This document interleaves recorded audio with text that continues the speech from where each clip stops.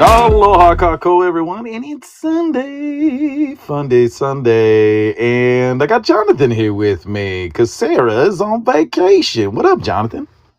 Yellow. What's going on, Gabby?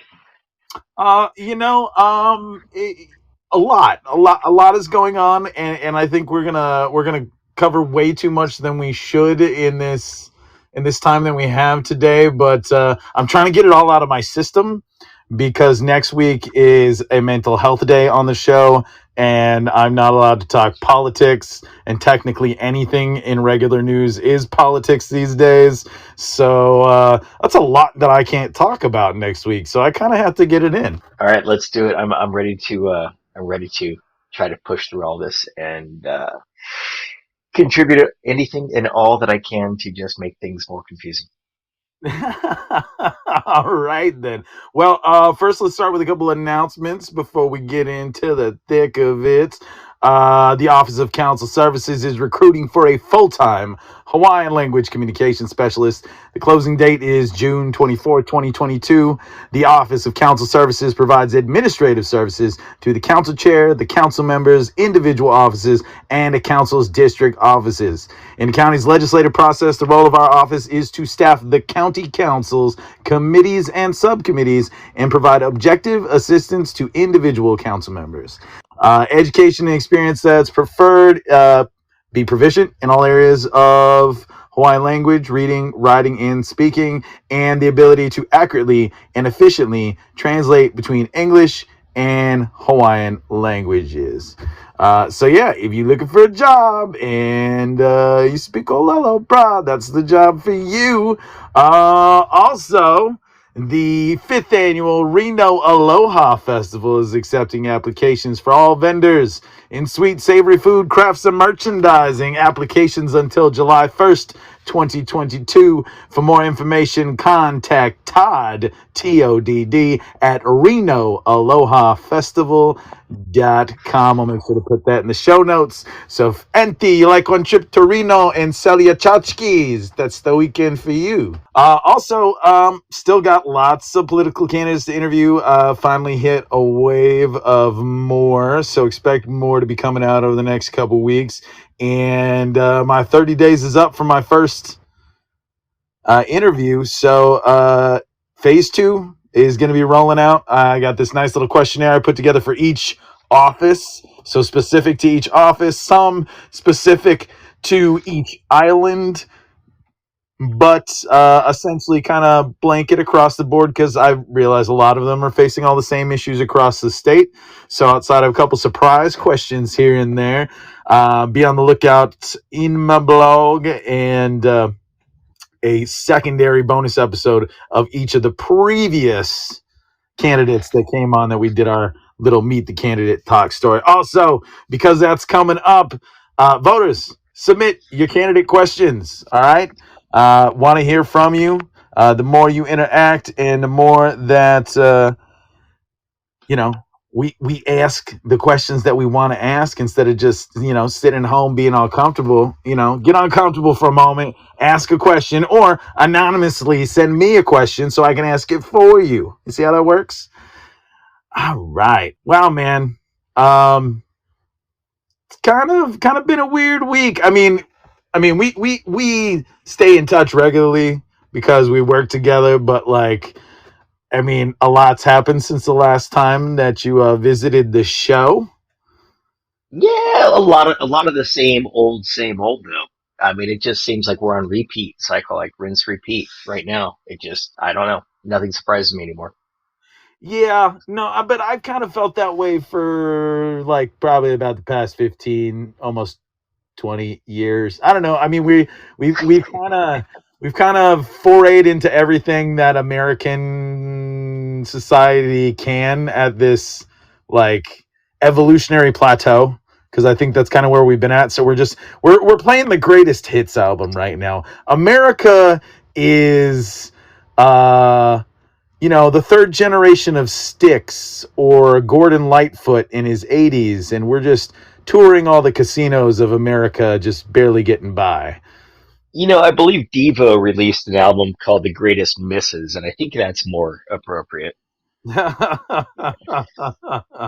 So, speaking of things that never change, but should, recent evaluations of the teacher employment market are showing that a lot of teachers are needing two or even three jobs while being a teacher to pay the bills and keep the lights on. Hmm.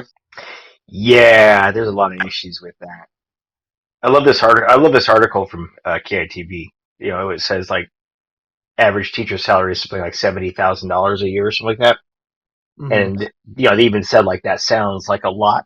And it does sound like a lot, but do this: take out taxes, take out union dues, take out all the money that they have to spend to buy all the supplies for their classroom, because they do, and they spend a lot on their classrooms.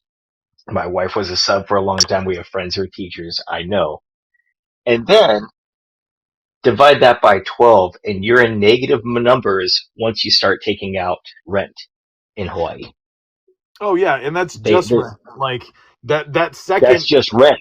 That's not food. That's not gas. Exactly. Yeah, that second job is for gas and food, and the third job is, you know, all the in betweens, like needing internet because your job requires it, or having a cell phone, or healthcare. Yeah, absolutely. I mean, that's the thing. I mean, the teachers union includes healthcare, but there's still medical costs that still come up. There's still, basic life necessities outside of just food that we have to buy every time we go to the store. Most of the times we go to the store, right? There's, I haven't broken it down for a long time, but if you do the cost of a family of four in Maui for groceries and gas and cell phones and Wi-Fi and everything comes with that. I mean, that right there, you're talking 1,500 at least. And that's not even doing your mortgage, not even doing your rent. Oh yeah, no, and then I think most people don't see the big picture of like how much a child costs. You spend it in so few pieces. I mean, in so many pieces that it looks like just nickels and dimes to you. But I mean, like children under 5 cost like $35,000 a year to operate. That's the P&L for a baby, and then like it goes down a little bit what when they're a toddler, but then like it spikes because different areas, like growth spurts, so like you're buying clothes every other month, as opposed Mm-hmm. to like feeding it every 10 minutes. So like, I mean, I think that like it's not until like your kid's like 16 that they cost as little as like 15 to $20,000 a year, because they're like slowly becoming sustainable themselves. So I mean, if Yeah, but then my boy, he's just turned 15, and he is just starting to hit that point where he'll have a steak dinner, and then he'll say, "I'm still hungry." oh yeah. And so yeah, the cost is extreme for the lack of diapers is made up for by the extra boxes of ramen and mac and cheese. Oh, absolutely. And then I think this automatically goes into a small subject we talked about online earlier this week, with cost of living stuff, that gas isn't slowing down at all. No, it's not. And when the gas prices first started going up, I was like, you know what? It's 35 cents a gallon more than what it was back a little while ago. Do the math. It's only, $15 more a month. We'll be okay, whatever. And it just kept going up and just kept going up. And, unfortunately, I'm kind of eating crow with my sort of lack of concern for it, because I didn't realize how much this was going to continue on. And now it's at the point where you're talking about the amount of gas that's, so you got a lot of people now on Maui, for instance, who work in Lahaina, but have to live on the other side of the island because Lahaina's gotten so expensive, right? Hmm. And that drive to and from, add that up, do the math. Now you're talking about, do we get to eat? steak, or are we gonna have to do spam musubi? Are we gonna have vegetables on the plate, or are we gonna have to do like just the frozen bag of whatever we get? You're starting to change lifestyles of things, and you have to start pulling things out just because the price of gas is going up to that point where it's actually adding up to $100 more a month or more for certain people, and for a lot of people, that $100 is a lot. Yeah, no, and I'd say that $100 is being kind of nice Maybe I'm about being, yeah, maybe I'm being generous on that. Yeah, I you're mean, right. I think like personally, like I mean, me just driving my kid to school and then picking him up. I mean, that's about $180 a week in just that endeavor. Yeah, I no, I don't mean, think good point then. and So I don't think if gas went up about 20%, which I think it did go up about 20% over the last year, something like that, right? Mhm. Yeah. Is that pretty close? Well, So, and it's going up a lot faster in areas where it's been behind. So like the states that are usually like a dollar less than us are even getting within the same range. And I think that that's the scarier sign in all of this is all of those Rust Belt states where normally like the economy is so deflated you can't even like get price gouging to happen because there's just no effing way about it. So I think it's kind of interesting that like the dead states are starting to see it. I mean, and that's really a bigger sign of like supply chain issues, more than ever because then like at least in like a standard supply and demand case, their price is going to stay down because they have enough in stock. But I mean, we're actually at enough of an issue with supplying like the Midwest to the East Coast that like for once Midwest cities have to pay the brunt of it. Just like all the metropolitan cities have been doing every inflation period since like Desert Storm. hmm well, and this feeds right into the trucking issue. The trucking issue, they can't. I think I heard a stat says something like there's for every annual job, essentially, as a trucker, trucking companies have to hire three people to fill that one, what should be one job, but they can't keep the truckers on the job because their costs are too high, Mm-hmm. which is a whole nother, just rabbit hole to dive into if you ever want to look at the world of being a trucker and the costs and expenses that come along with it for most of these truckers who are working as independent contractors, yet they're beholden to these trucking companies and the costs they give them. But when you talk about rising gas prices, I mean, if gas prices go up 20 to 25%, that's 25% off, what's supposed to be income, which I doubt has changed for them on how much they're getting paid per job. Yeah. Well, then I think that like with the rising gas in the smaller states, I mean, I think we're gonna get a really big migration soon. I mean, we just had one, and then I mean, we're starting to get them closer and closer together. It used to be like you'd see it like once a presidential election cycle, and now we're kind of seeing migration about every 2 years in America. So like it's just like we're now at a point where like each city is independently in its own boom bust boom problem. Like America's economy is no longer this like one solitary force. It's this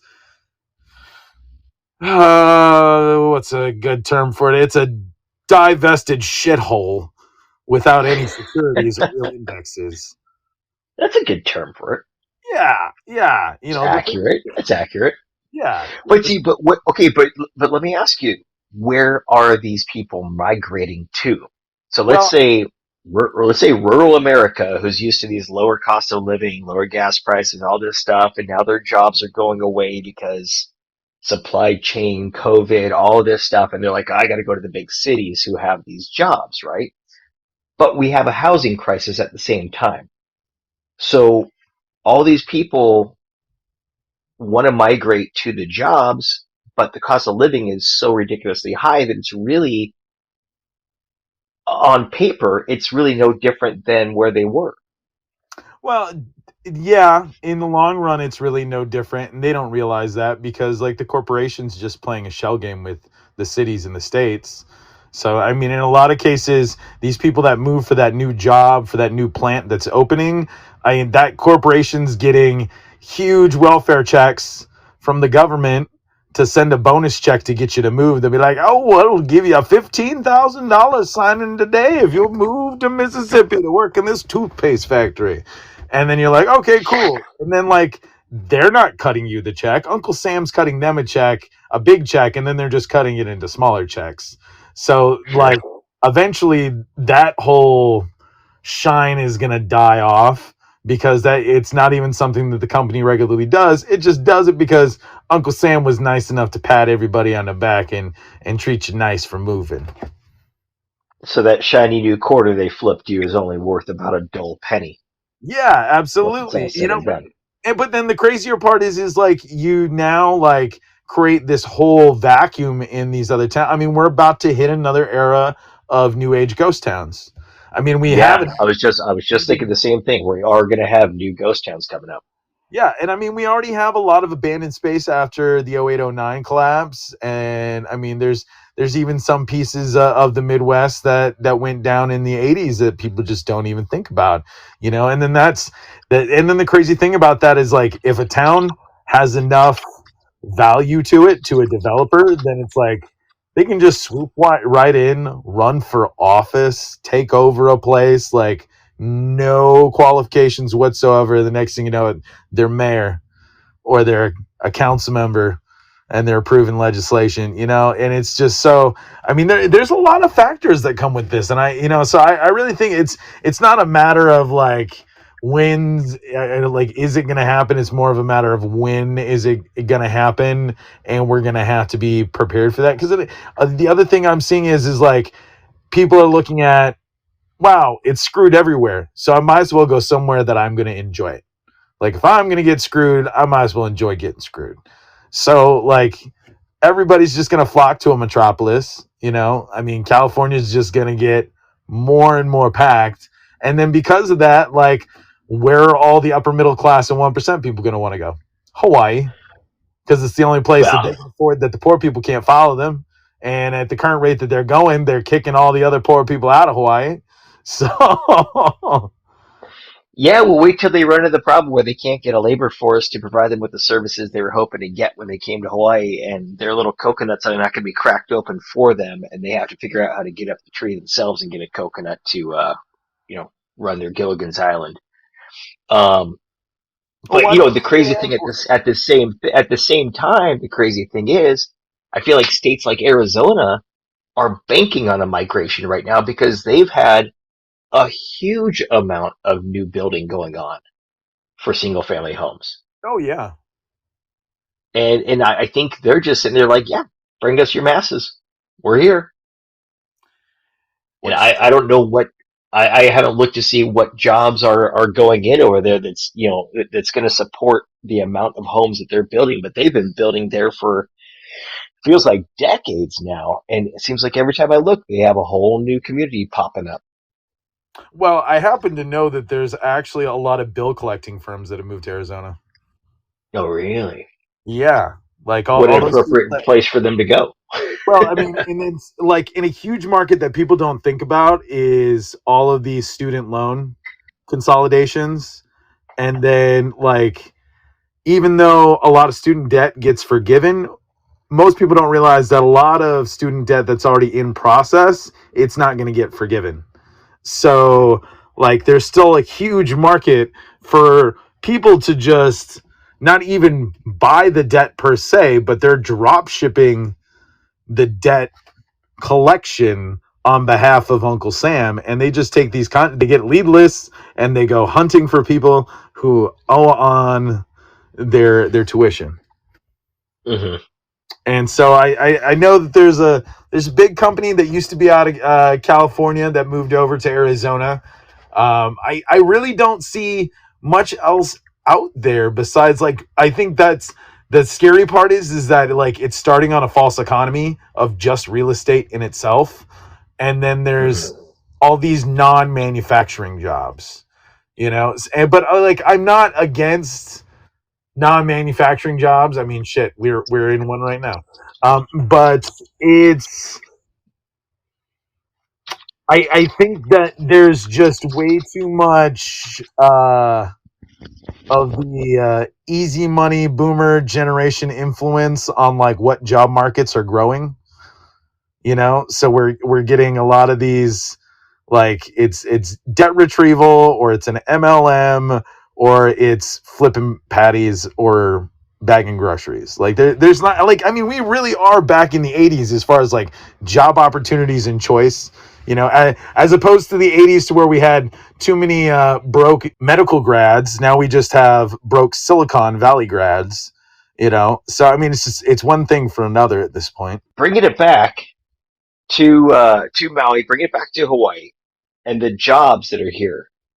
One of the problems is you see these big resorts still keep on getting opportunities, right, to build their resorts or expand their resorts. And the great thing to the politicians sounds like they're going to bring these great jobs, right, and maybe union jobs, and it's going to bring stability. But the problem is, for all those jobs that come in, the majority of people who start working there are a few who live out here, but there are just as many who move here to take those jobs as well. And so Oh we yeah, run into the well, same especially situation. since there's all of these incentive programs now to move to Hawaii. Mhm. The upper management jobs, what do they do? The big corporate hotels, even the big corporate jobs, they bring in their managers from their other facilities to run the shows out here. So just like a lot of other major, professions or whatever come out here, the higher paying jobs don't go to the local community. Oh no, They're they shipped in, they're never brought do. in. Well, and they tend to discount the local community, which I think is just, it's it's sick in itself, because then it's like, oh yeah, there's nobody but one of our guys that's going to be able to do this, and it's like, dude, Hawaiians and locals have been running hotels for how long? And that's the thing, is like, you send in this like CEO suit dude who's pretty much just getting a vacation. It's like, here, we're going to give you a 10-year vacation. Go exploit an economy for us. Yeah, and right along with that, now they're, so many of them have gone the way of timeshare that what do?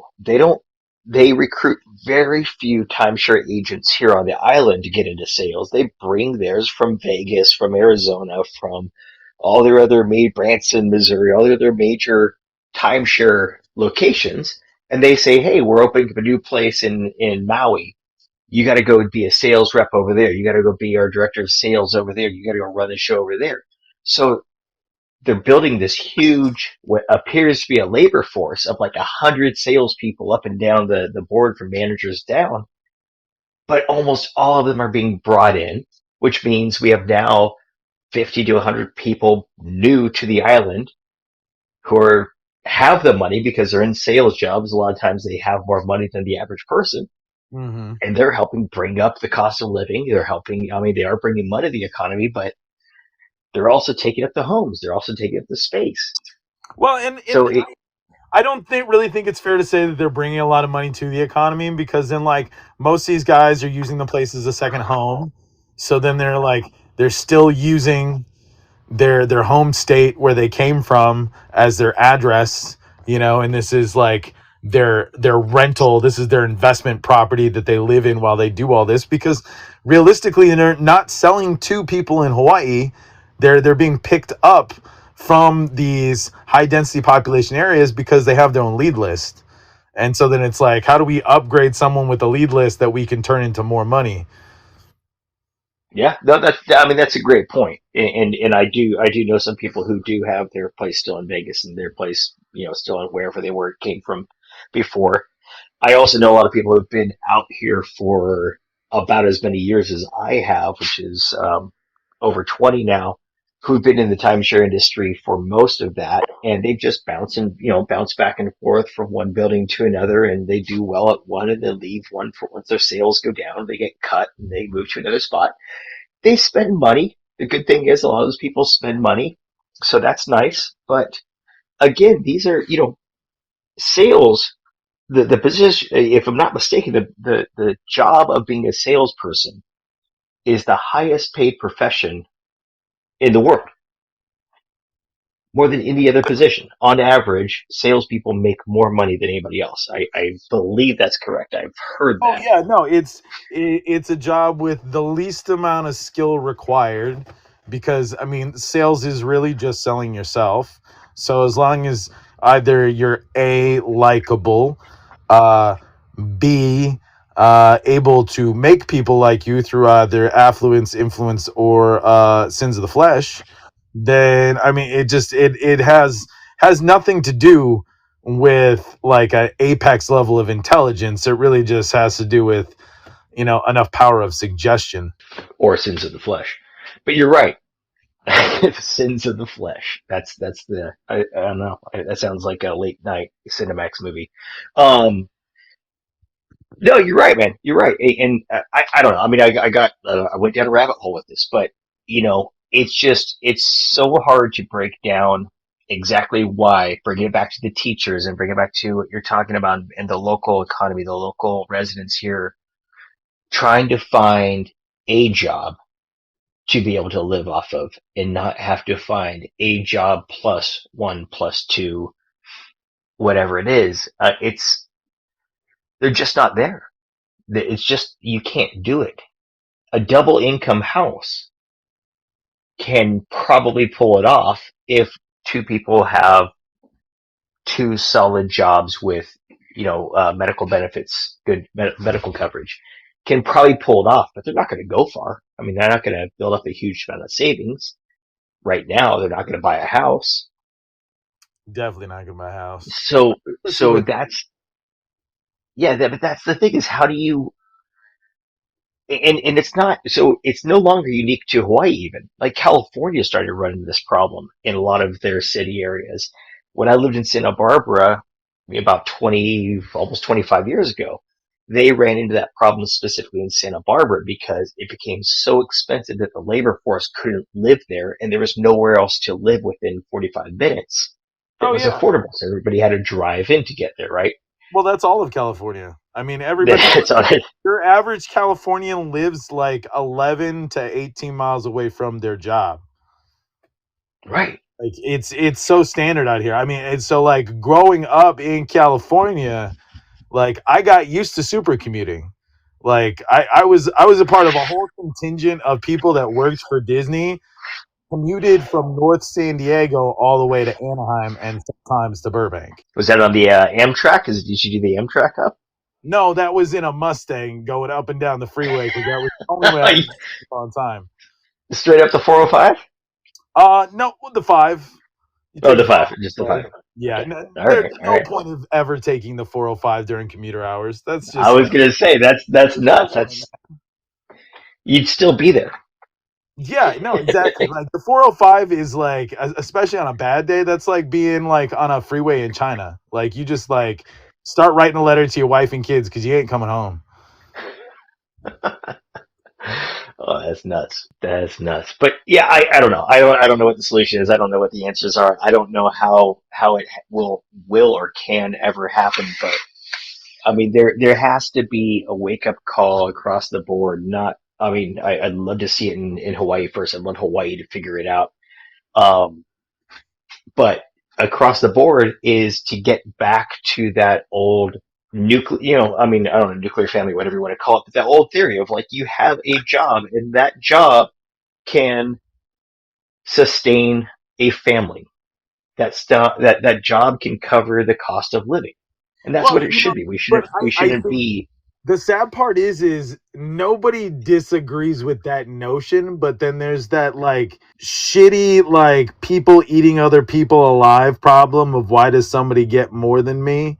So then like then that weird thing of just like the poor people instead of like the poor eating the rich, we've now reached the generation where the poor eat the poor. Oh no, there's definitely a an economic competitiveness in every class of people right now. It's just it's constantly in social media. I think fuels it. Reality TV fuels it.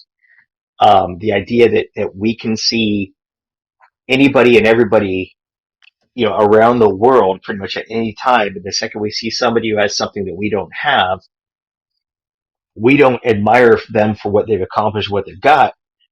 We're instantly jealous and wondering how we can get what they have. And Yeah. not that we want what they have also, but we just as soon take it out of their hands and give it to ourselves if that's what it takes. Mm-hmm. And that there is that level of greed and selfishness that is endemic I think in our society specifically, but that perspective really needs to change. Moving forward.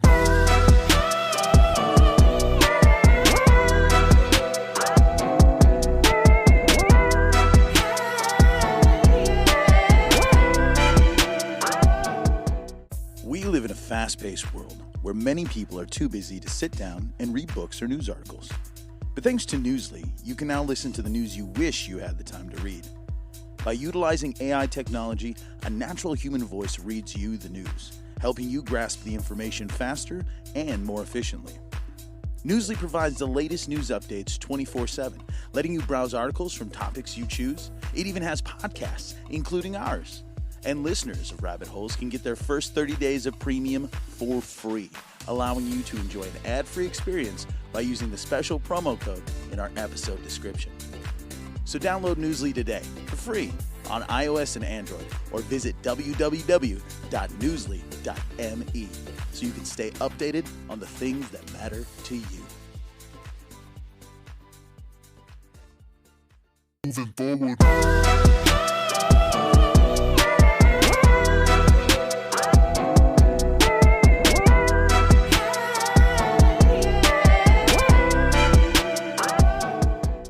Well, or more specifically on Lana'i right now, because you got Larry Ellison over there planning to make his little tourism empire.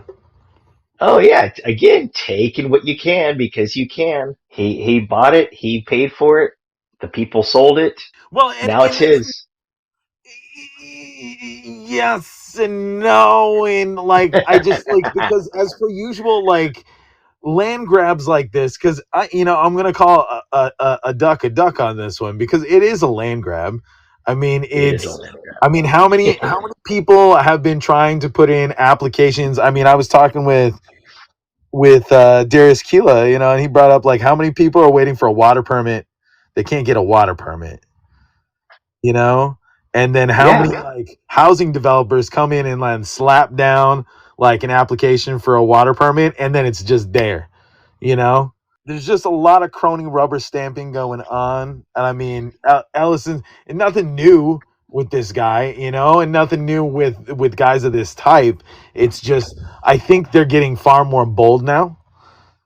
They're just like putting it all out on the table and they don't care who's looking anymore because we've now reached a day and age where you can just gaslight people into doing whatever you want to do now and not even like nobody's really like everybody's beaten down enough to where nobody wants to stand up. Yeah, I mean it's gaslighting and it's palm greasing, but it's basically like, what's it gonna take to let me get what I want? And if Mm-hmm. that doesn't happen, then everything else is thrown at them until it does happen. But I mean, it used to be you could just slip a 20 at the door at the Copacabana, you get a front seat. But that kind of just like tipping the guy at the door to get in, that's brought to a whole new level now where, like you said, hey, I don't care about those little, peons over there with their one house that they need water rights to build on. I'm going to build this huge development and I need it first. And so here's more money. And so, yeah, they've been waiting for 6 months, but I need it tomorrow. And it happens. And they make it happen. Mm, and So how, okay, so here's a question. So how does the local government in Hawaii start to put more focus and more attention onto the priorities of people who live here in Hawaii and more specifically the Kanaka? How do, like, okay, look, for instance, Why don't you get rid of certain taxes for Kanaka? Why don't you get rid of property tax? There are things like that going into place. I mean, they've got they're trying to do their best to alleviate kapuna taxes, or to at least freeze kapuna taxes. I There is saw that, and that's huge. Yeah, there that's is huge. a lot of effort in trying to renegotiate where uh, long-term rentals and even the hotel industry sits in the tax law, because there's a lot of things that they're reaping nearly the same benefits as a resident, when they're obviously like, they're making so much off of that property, and there's no Mm-hmm. cream really being given back. But I mean, we're also in a day and age where people don't believe in taxes. Even the little guy defends the corporation, which is silly, because like the corporations are all on welfare. This is the largest era of corporate welfare. Like, they're sucking down more government cheese than your average person to person.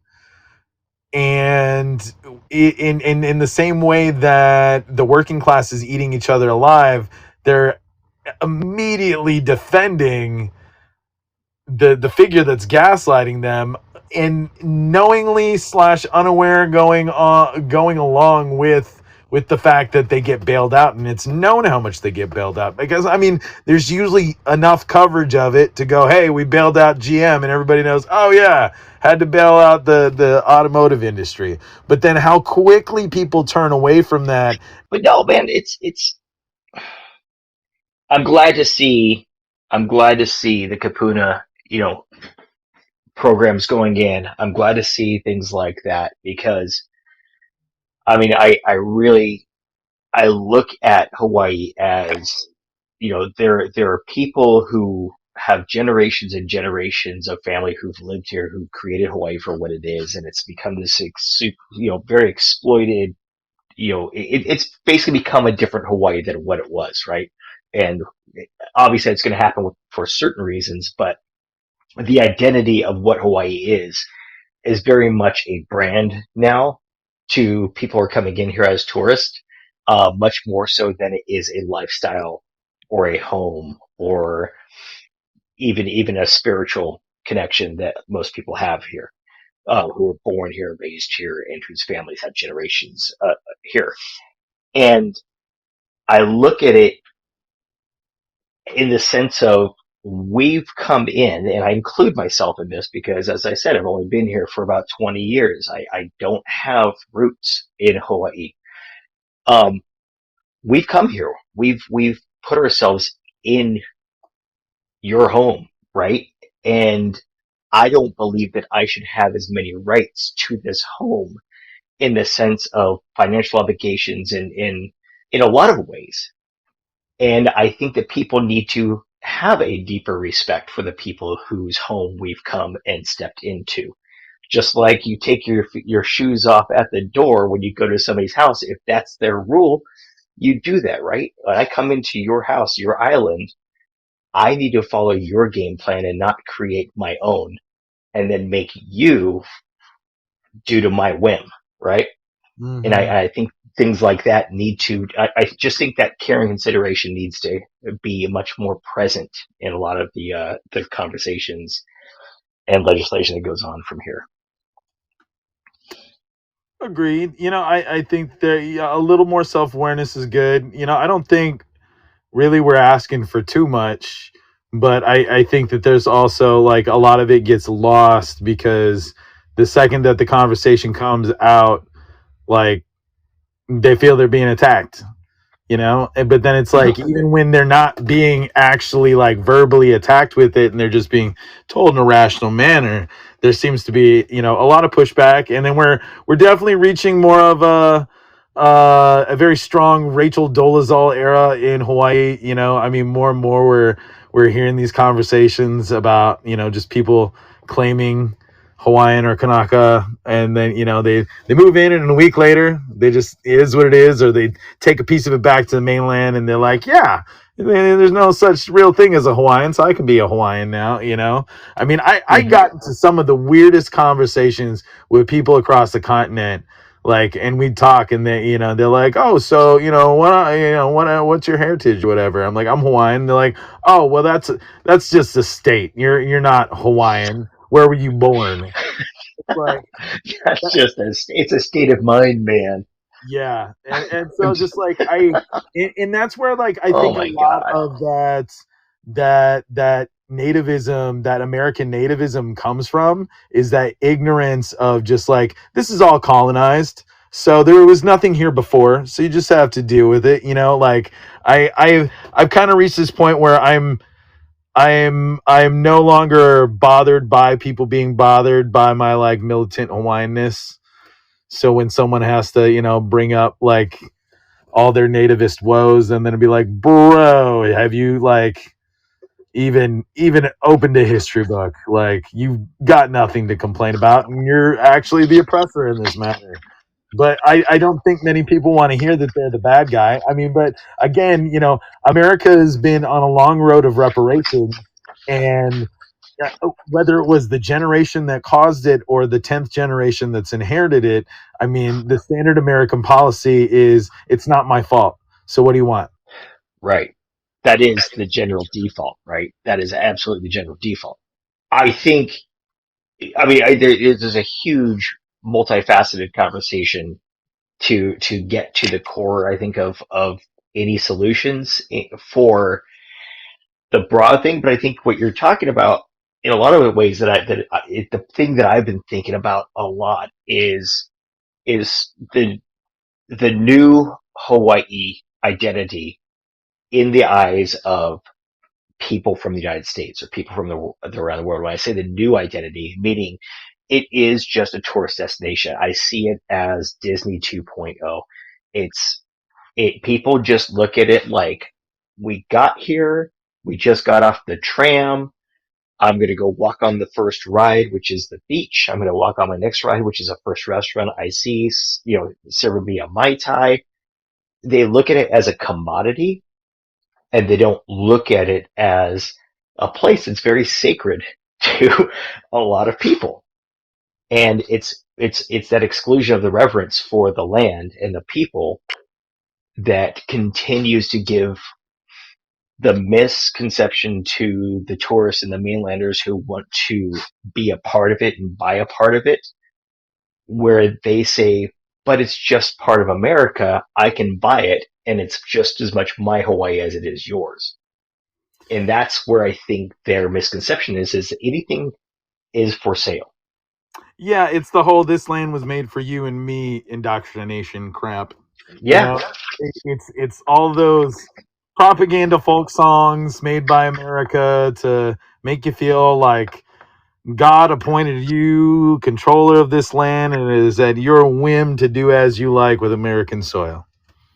Never mind Yeah, what. no, it's very much the manifest destiny. It's just become a part of the American dream as well, right? And it's now reached beyond sort of that Christian movement of, or the early religious movement into the New World, right?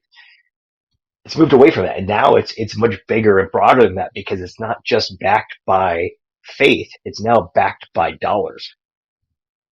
Mm. And right now, dollar is a lot more mighty than any faith to most people out here, and they'll find a way to buy it, especially if it means that they can back it with their dollar and their faith. Couple those two things together, and people think that they can do whatever they want. Oh yeah. Oh yeah. Well, I mean, I've kind of found that it doesn't really take much for Americans to think they can do whatever they want. Moving forward.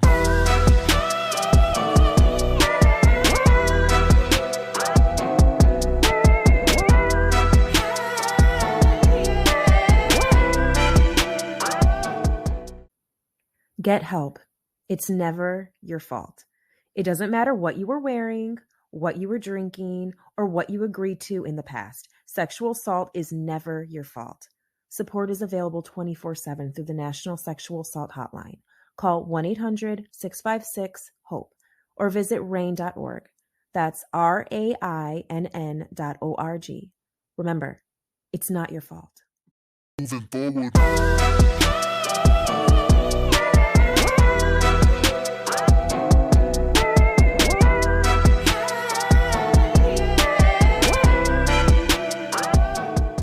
Okay, so for the last little bit today, we're gonna start disappearing into all the fun things, and then maybe just maybe I'll be in a happy enough place to just give up like news and politics for one whole day.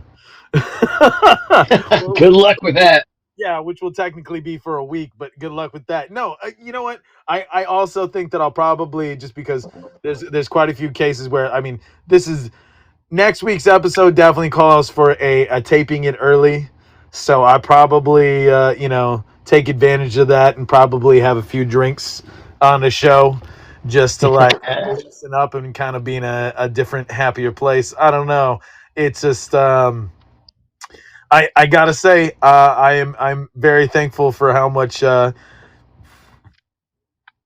Sarah tolerates of stuff that she's not into, and then being a part of this show. So I definitely, like, next week I want to be able to spend more time on the brighter side of life.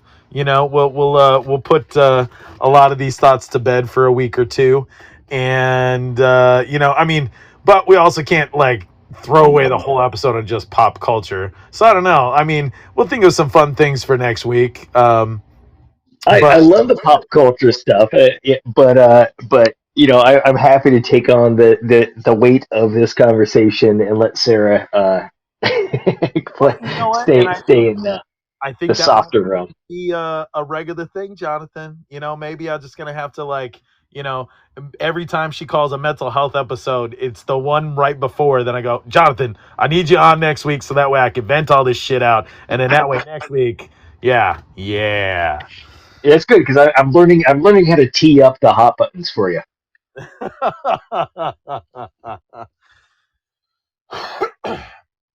I'm working on it. Working on it. Well, have you been working on watching anything new lately? You know what? I just watched a bunch of movies the last week or so, and wife and I finally got back in the movie watching mode. So the last movie that I watched that I loved was Everything Everywhere All at Once, which I highly recommend. Have you seen that yet? I actually haven't sat down to watch it yet. Michelle Yeoh is insane, and everybody in is great. And I'm blanking on the actor's name right now, but it's the actor who played um, the gadget guy in Goonies, and was it Short Round in Indiana Jones? Yep, and he Um, even recently appeared in Finding Ohana. and he recently appeared in Finding Ohana. What's the actor's name? Dang it, I feel so bad. I'm blanking on it. He was amazing, though. I mean, he was so. I was just so great to. It's just great to see actors, whether you've known them from other projects before or not, but just actors who show up on the screen who just blow you away. Who just are just like, no, they're awesome, they're perfect. You know, so that was that. I loved that movie. That was great. Yeah, man, we went on tear. Shows, I would definitely say what's Taika Waititi's pirate show. Sorry. Oh, Our my flag. brain just crashed. I think you just crashed my brain with this last conversation. Yeah, our flag means death. Uh, Genius show, Yeah, hilarious. that was good. Yeah, we did. We reviewed that a couple weeks ago when it Hmm. finished. I'm stoked that they're greenlit for season 2, which is no surprise to me. So Taika did announce recently on his Instagram that season 2's on its way. Nice, Yep. very nice. Yeah. What about you? What have you been watching? I haven't watched the new Obi-Wan Kenobi yet, but I'm dying to. Oh, I'll get to that in a second. I think something that I'm starting to do is cataloging all of the kids shows that I watch with the fam, and then like which ones are worthy enough to bring up on the show, because like finding something good to watch with your kids is kind of hard these days.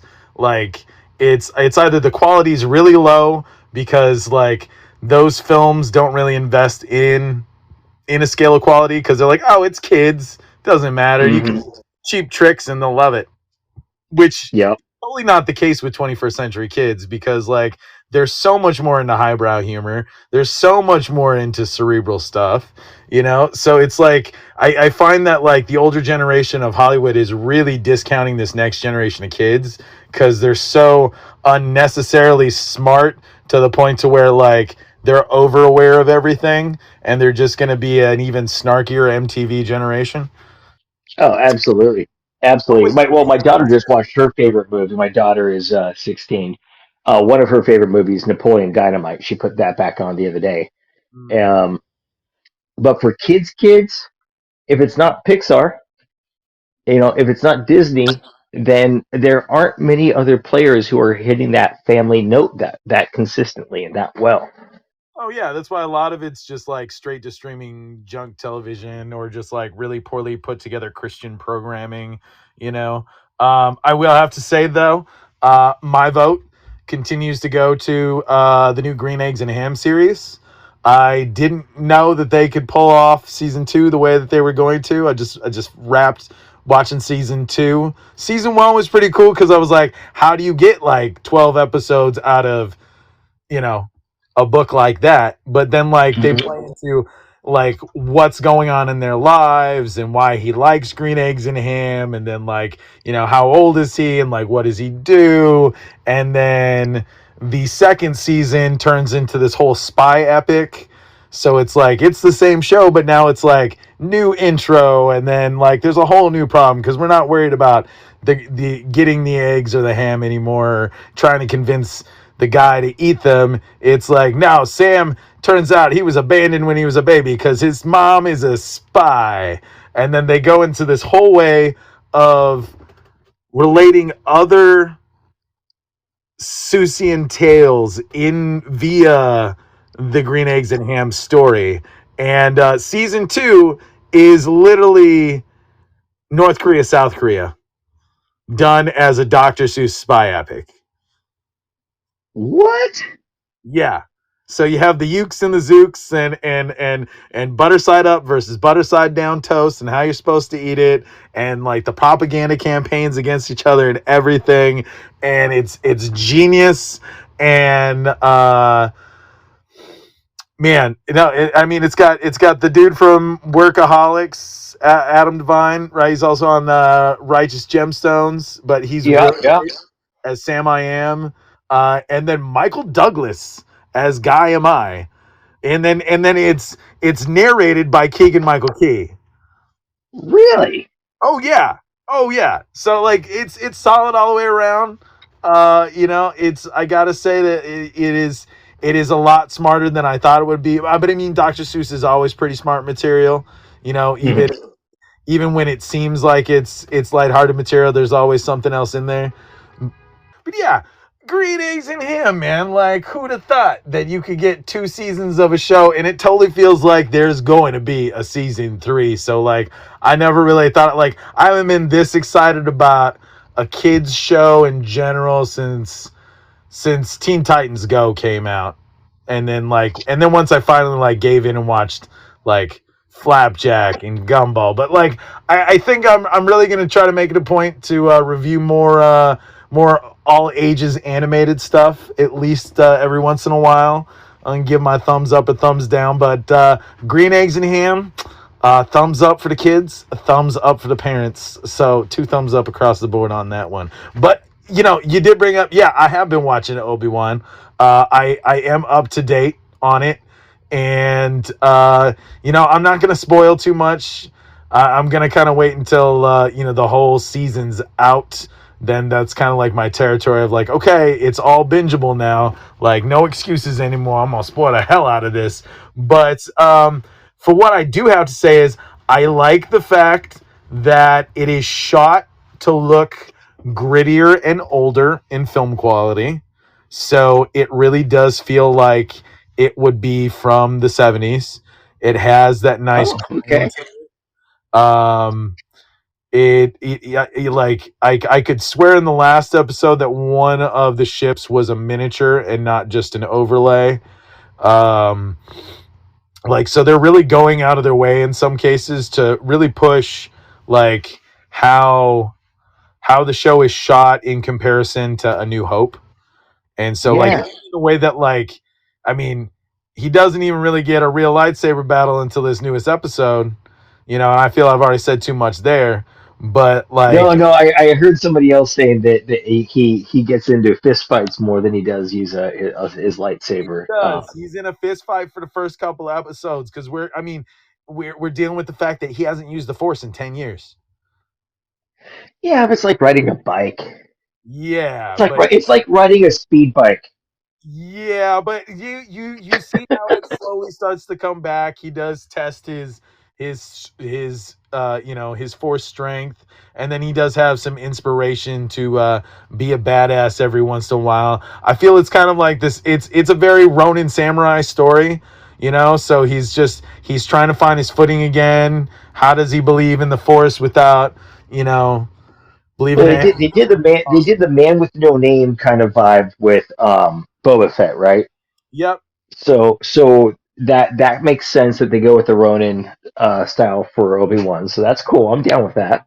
Yep, and then I mean, I gotta say that, and then the other thing that I think that's really helping it in quality and consistency is it's Deborah Chow across the board, as opposed to Mando and Boba Fett, where it's like, oh, a couple episodes by this guy, a couple episodes directed by that guy. Like, Mm-hmm. it really seems like Chow's got the whole thing on lockdown, and that, like, I'm sorry, but like, girl's got it. So like, don't hand that to anybody else. Give her a few of these, and I can't wait to see what some of these other like one shots and side series. I mean, because they announced like a whole like 11-piece slate for like the next like Star Wars live action and animated things that are coming out on Disney Plus. Like, and somewhere at the end of that, Taika's got his own Star Wars joint that's just it's just labeled Untitled Taika Waititi Star Wars Project. Well, I would dig it if they would just do like a Love, Death, and Robots, but with Star Wars, just lore. Just use Star Wars lore and just do Love, Death, and Robots. Do something crazy where like you've got all these different directors and they do whatever the hell they want, almost like a heavy metal kind of thing, where it's like, you could do a through line, or you can just, everybody pick a little section from their, from what they like in the lore, and do a little 15 to 20 minute, short on something. Like I would love that. I think it'd be cool. I think Yeah. but I think with the way that like the whole Disney Plus streaming universe is going, I think we're on our way to that already. Like, it's easily going to be like, I mean, if they're slating as many as they are right now, you can only imagine what their follow-up period is going to be like. Because I mean, this is them essentially like establishing the Star Wars version of the MCU. Like, up Oh, to I know it. I up know to what that's going to lead to. You know what that's going to lead to? huh. Disney Star Wars Plus, a new streaming channel. So Yeah, if you there's want all the Star Wars stuff, you're going to have to get another streaming channel. it'll be a streaming channel inside of the streaming channel. Yeah, so you get the Disney, but if you want the e-ticket Yeah, to get the exactly. Star Oh Wars my stuff, God, calling it right now. They're just gonna have they'll have Disney like regular Disney, where you get like the old school Disney stuff, and you get like Benji and things like that, and then you have like the C ticket rides where maybe you'll get some older Pixar stuff, whatever, and you have the e ticket where you get everything. nobody like leading with Benji is just not like you know what, I gotta say that just doesn't like live up to its memory. Like, I liked it when I was a kid, but then I didn't realize that like maybe I was just watching it because it was the only thing on. Because like Probably. Benji is really slow and dry. Like, Yeah, I haven't seen it since I was I don't know, 8 maybe. So 80, maybe 1980. and then they tried to bring it back. There was that Benji Netflix movie, and I mean, they tried to spice it up a little bit, but it just turned into a Lassie clone at that point. Hmm. But That's really about the only. It's just like if you're gonna do a film about a horse, then it's gonna just turn into Black Stone and Black Beauty. It's gonna be some kind of mix of that. You can't. You just yeah. They don't they yeah. Otherwise, you have to go animated. yeah. Oh, you know what else I've been watching is The Boys on Amazon Prime. Oh, how is that? Have you watched any of it? Any of the first season? No, no, I Okay. haven't. So there's a new season out, and then on top of it, there was a little animated in-betweener where they did a little anthology. Some of that stuff's gonna actually like be in the new season universe, but no spoilers because you haven't seen any of it. Yeah, I Um, got. it's pretty There's too much graphic. stuff. I can't watch enough stuff. Yeah, it's pretty graphic, Okay, I heard but that. yeah. So just really, you hear that, but then you don't realize like how graphic. Like you got to put yourself in a mindset of Watchmen. And then be prepared for like Watchmen plus unnecessary shock value. But like, Okay, gotcha, yeah, and then gotcha. it kind of reaches a point, especially because of like where it's at now in the series. Like, there's the only way to go from here is either weirder or darker. Oh, okay, Yeah. gotcha. I'll have to dive in that. I will throw this out there since we're talking about new shows and shows to watch and kids. Do not do what I did. Um, my daughter and her friends, all teenagers between 15 and 17, were enjoying ramen in the living room or in the dining room as I was watching the New Kids in the Hall show because I love that Oh, show. dude, That was great. I love That it. was a brilliant show. Old I man. did not realize there is Old Man Peni. Yep. Uh, Yep. and so I became that dad who was watching a show with full frontal male nudity, just full frontal nudity in general, but full frontal male nudity with four young ladies in the room at the same time. So I have to go knocking on doors now um, in the neighborhood. I got to serve some time. No, it's funny if you like new kids or if you like Kids in the Hall, but the new show is very vulgar, so don't watch it with your kids. Yeah, no, I could definitely agree with that. I've watched most of the new season. I do like the fact that like it's there's a lot of classic elements that show up, so they are pandering to the OG fans, and Hmm. there is I gotta say that the roughest sketch for me so far was the DJ at the end of the world. Cause like, how many times can you listen to "Brand New Key" by Melanie? Well, you got to pick a song. Yeah, no, but like, I'm still waiting for my dad's 2 cents on the new Kids in the Hall. He said he's gonna watch it eventually. I still haven't finished the whole season. I'll probably get around to it, but like, I'm digging it. Like, Yeah, if no, I'm gonna. I only got that first episode, so I've got some catching up. And since I just have my boy here, and he'll probably be gaming in his room, I'll probably get a chance to power through some more episodes tonight. So I do dig that the crew is back together and that they're doing some stuff, and it feels very much like their old school stuff, which I love. So that's a good thing. okay, Jonathan. So before you go, we need to talk flat Earth. Oh, which end are we going to step off into? I mean, really, like, I've spent the last few weeks talking with the listeners about, like, all the obvious stuff of, like, this is why the earth is round. But I feel like at this point, I'm kind of just like, I'm stating so much of the obvious. And really now, because, like, it's only a couple weeks away, like, I'm kind of just trying to prepare myself for like smiling and nodding a lot, because I find that that's really the only way to really get through with it with people like this, because like I don't think there's going to be much I could say or construct to change this guy's mind. He's got this whole media machine behind him now, and he's like trying to like sell this onto every podcast he can. So it's just like I'm I'm very well aware he's trying to use me, to get to our audience.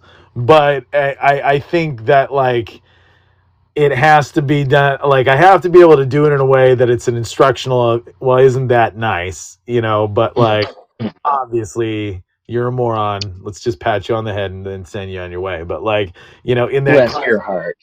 yeah, bless your heart for trying, And so, I mean, I want to keep like I kvetch and I grumble about this now because I feel that if I could get enough of it out of my system, I won't be actively, aggro at him.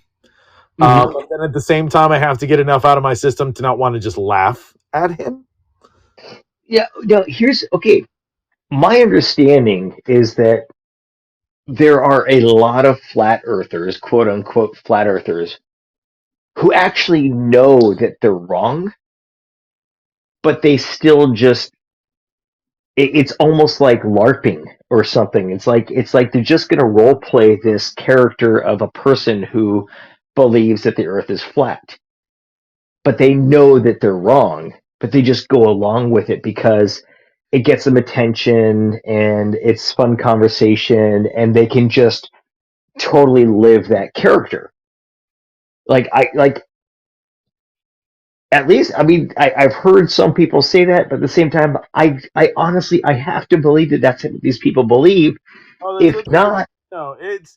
I mean, a lot of the reporting and stats that I've seen from people who like dove down this rabbit hole of flat earthers is that like most of these people genuinely believe it, because then a they lot. genuinely believe that the earth is flat.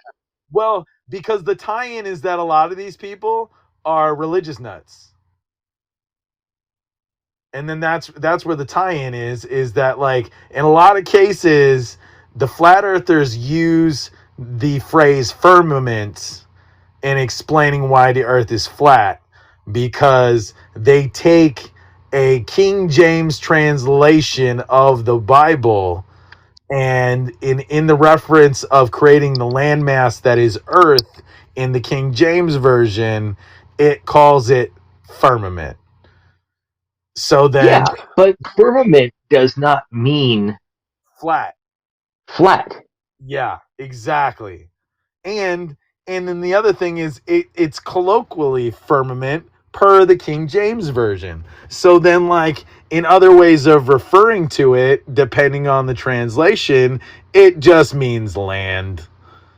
Yeah, well, I'm looking at the Wikipedia explanation right now, and it says in biblical cosmology, the firmament is the vast solid dome created by God on the second day of his creation of the world to divide the primal sea into upper and lower portions so that dry land could appear. Yeah. So it's So, the atmosphere and then the clouds and then the free air open space, and then so like it's the ozone layer. Right? And yeah. that, but then they take that and they go, oh, it must be a dome, because then like all the pictogram explanations, because I see. Okay, I see what you're talking about. I see what they're seeing. I got to be able to stop myself from wanting to laugh at it like you are right now. Like I mean, So, so laughable. all we are, is a freaking snow globe sitting on God's shelf that he can just shake every once in a while and have a little bit of fun, Well, according to the images here. yeah, per the design in their heads. Yeah. For And then that design, or we're like an ant farm, yeah, well, or maybe we're in Polly Shore's biodome. No, don't say that. Don't. I wouldn't wish that upon anybody. I would rather believe the Earth is flat than let another Pauly Shore Biodome movie happen. Come on. But if I had to prevent the world from like going stupid, if there was a god and he came down from the sky, he's like, but Kaviks, if you just let this Pauly Shore movie happen, like we'll end world hunger and maybe get rid of some of like the crazy nut jobs, And then we're like, okay, let it happen. But If that happened, I'd say make it a trilogy. yeah, no, if it saves the world, I guess. But like, Yeah. Make it a trilogy, and I will go see every single one on the first day, the opening night, because I'll be the only ticket bought. But um, actually, that's not true. There are some secret, just as there are flat earthers, there are some secret Pauly Shore Biodome fans. I think most people are like, I think that's the case where people are ironically doing it. Like flat earthers, like most of these guys, I really believe that they're just like on the Kool-Aid. But then I think Pauly Shore fans, that's a class of people that are just pretending on the day or just really stoned and they don't realize what they're watching. I'm just falling into this image that I'm looking at here of the firmament of Genesis 1, and I love that there's a primeval ocean and there's the pillars of earth, but the pillars of earth are below the underworld, which the underworld sits just below earth. I mean, Well, this is like some Tolkien shit. Well, I mean, what do you expect of a lower evolved race of people at that time? I mean, we weren't into high caliber thought. And then you also got to remember that your average person didn't leave a 20-mile radius of their home, if that ever. So, like, nobody saw the world. Half of everything in town was made up. Unless you were like a gypsy trader or like a naval captain, like you didn't see the world. You lived in your little town of slop in your own personal hell and you dreamt of bigger things. Like not everything is like some like D&D adventure as it is in the movies where it's like, "Oh, we're going to Winterstorm today. Hope it doesn't take 6 years to do so," and then like 3 seasons later they're still on their way. But like in ye old real life, like it was you born, you farm, you shit, you die, So, so like, the whole idea of like, it like, I feel that like where religion causes a lot of trouble in things like this with flat earth theory is that like, it's like this whole Music Man thing. It's just you have one person who just starts the silly idea, and the next thing you know it, everybody's on for the ride of their life. And I think that's where like a lot of these weird like fundamental beliefs and conspiracy theories come from is like you have people who need to feel special. Yeah, you have somebody powerful. You have somebody who's persuasive. Yeah, I got you. But I'm also thinking that if this is, I mean, and again, I'm just looking at this image of the flat Earth with the firmament around it and all this stuff, and all I'm thinking of is the allegory of the cave, and I'm thinking these people need to be pulled outside of that firmament and exposed to the sunlight and not just the light of the fire putting shadows up on the wall. Well, they don't believe the sun's real, so I don't know how that'll work. They don't believe the sun's real. No, they don't. They believe the sun's like a light that directionally shines. Like it sits above the flat earth instead of us rotating around the sun. So it is the allegory of the cave. Yeah. It is just a one directional light just casting images for our entertainment and oh man, these guys and girls, but mostly guys. It's funny. But yeah, so It is mostly dudes too, isn't it? yeah, it's a lot of neck beards. It's a lot of neck beards in the anonymous section of Reddit. I just like the dude who tried to like launch himself up in a rocket to prove that the earth was flat. That guy like nearly killed himself. Yeah, and he proved himself wrong Yet he still said that he was right, that the Earth is flat, but Well, and then because he didn't launch that's as the high thing. as he should have. And that happens every time. Like, but again, it's just like the January 6th thing. Like, they moved the goalpost. They're like, Yeah. oh well, this proved me wrong, but I've got this, and that'll prove that I wasn't wrong after all. Oh my gosh. But I think we proved we could get lost for more than an hour today. And you know what? I think that's actually all the time we've got today. Thank you, Jonathan, for coming on, man, and Yeah. getting with me. We've got a talk story interview after this with musician and former OHA trustee Peter Apo. Great conversation, talking about everything from OHA to the TMT and all points in between of Hawaii, Kanakas, and everybody in the islands. We definitely go into some deep places and even play devil's advocate on some things. I definitely want to be clear that like I am anti TMT, but there are quite a few things that like I as a person have to judge if I'm going to be a part of things, and so I do cover that with Peter when we talk, and I think it's actually a really great conversation we ended up having. I'm looking forward to it. I'm looking forward to that. That sounds like a good.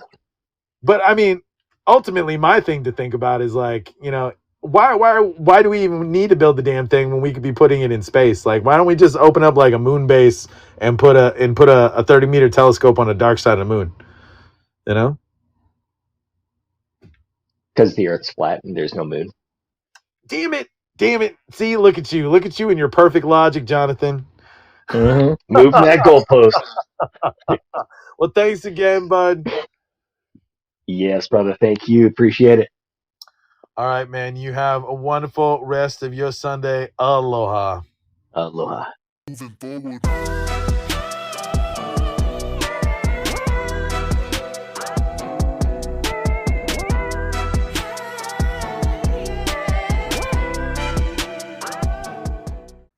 The American Foundation for Suicide Prevention reminds you to take care of your mental health in the face of uncertainty. 1. Focus on what is in your control versus what is not. 2. Do what helps you feel a sense of safety. 3. Remind yourself to stay in the present. 4. Stay connected with others.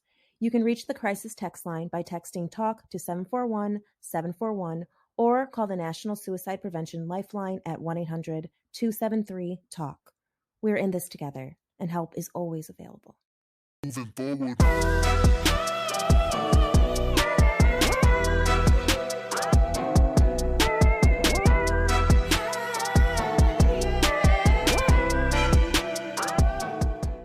Hello. Aloha, Peter. Hey, Kawika. How's it? Hey, all right. I was just listening to one of your podcasts. Oh, right on. Well, I wanted to see what your style was. Oh, right on. Well, there's two different styles. There's serious when talking to political candidates, and then there's Don and I Futless on Sunday. So I try to keep them as separate as possible. My pops, he was that kind of guy too. So like I take after him in that sense. So you're a global citizen. Exactly. I love it. Oh my goodness. Right on. Yeah, well, thank you for the invite.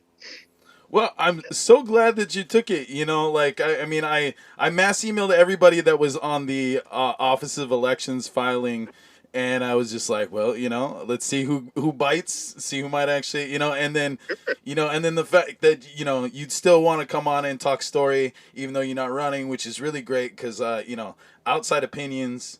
I really dig it right now, especially since I want to try to give, as many different viewpoints in this election as possible.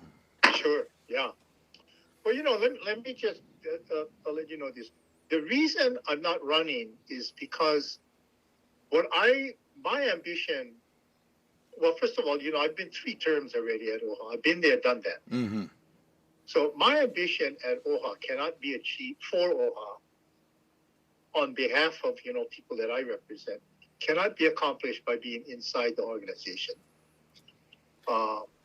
Interesting you say that because, as I was, looking at your career, I kind of noticed that as like a little subtext for your pivoting, because when I noticed when you pivot, it was usually at a point to where it seemed like, someone as Akuma as you might like you catch enough information and then go, oh, I don't really need to be here to fix this, I should be over here to fix this, but now I've got the mana'o from the inside to take back. Yeah, it's too difficult inside because any organization, not just OHA, they have an operating culture. So if what you're trying to accomplish within the organization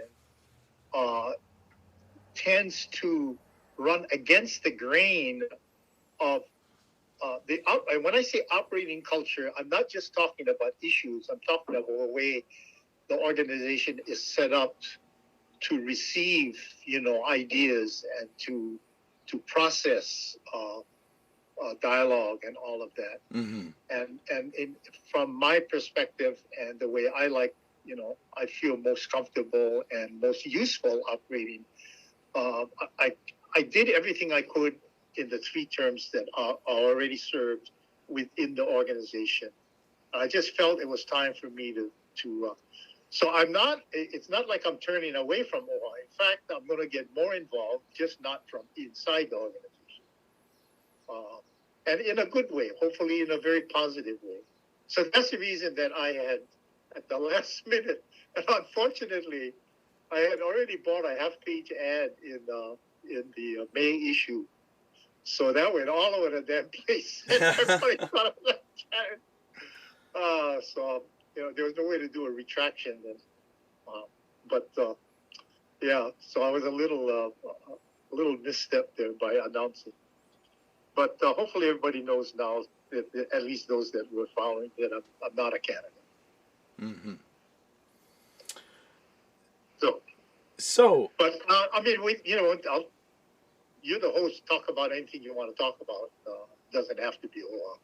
Dig it. Well, while we're on the subject of OHA, I think we'll start with OHA and we'll then just let it slide to where it naturally goes. We just find our way, talk story a little bit here. Yeah. On the subject of OHA, less from the functioning of the inside point. I recently found out that how little people engage with OHA on the ballot. Yeah. And even for people who do vote and then leave it blank because, oh, not my problem, not my thing, Exactly. That I think largely is a consequence that, in my opinion, OHA has not really over the years, and this is not for any particular group of trustees, made it enough of a priority to function like a real government, to reach out to every sector in Hawaii in a serious way. As an example, I was just kind of stunned for a long time as to how long we never engaged Bishop Street. Mm. Hey, it's a $600 million corporation. You don't talk to Bishop Street? There's something wrong with that.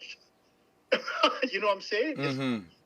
Being engaged in the financial community of Hawaii, in all these other organizations that we need to be reaching out to and talking to. I mean, Hawaii loa kuli ke kako, all Hawaii stand together. We're part of a larger group. Mm-hmm. We're not Hawaiians standing by ourselves.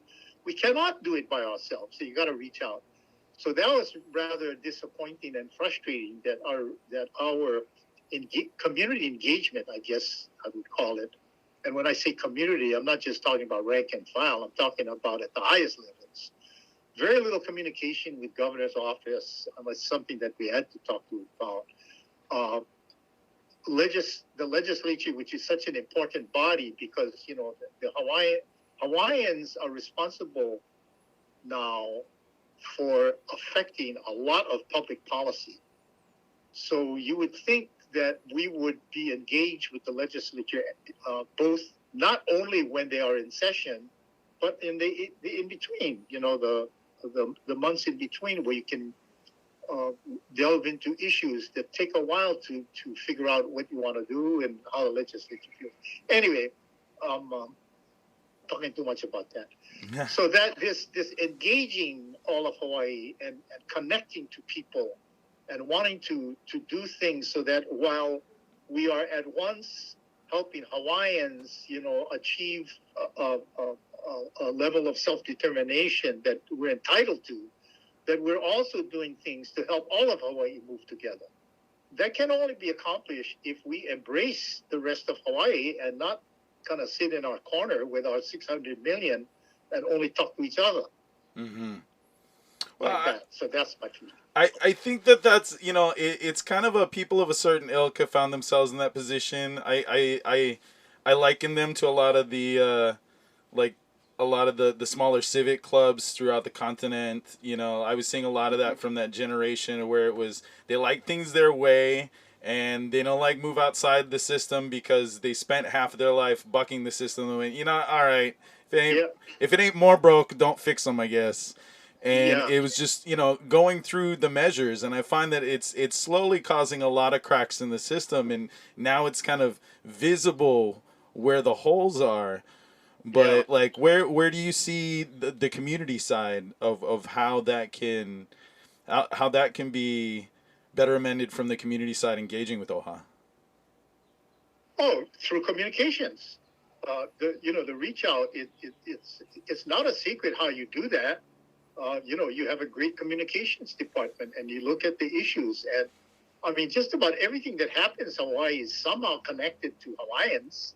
Yeah. The land, the ocean, the people. We're Hawaiians. Mm-hmm. This is Hawaii, and we're not the only ones here. So engaging with others on things like access to healthcare, all the basic quality of life.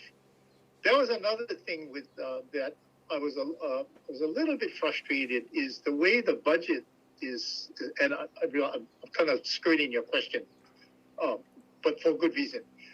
The way OHA structures its budget, I had always felt that its primary responsibility, the betterment of conditions of Native Hawaiians, very broad mission, as stated by the Constitution, that's established OHA, is to create a quality of life index like access to health care, home ownership, housing, period. All of those kind of quality of life issues that you string them out and you structure a budget around those topics.